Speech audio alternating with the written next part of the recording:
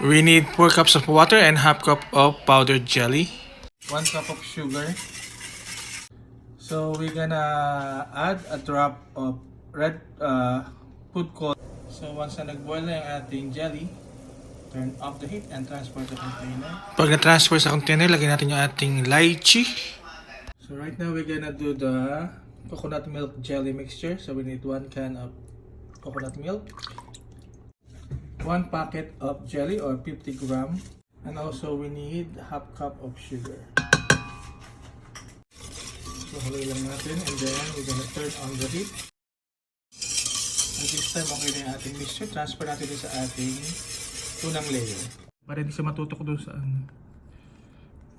We're gonna set it aside. Hanggang sa tumigas na siya. Pag nag-set na at lumamig, i-flip lang yung ating jelly para matanggal sa mold. Ayan o, ganda ng kulay.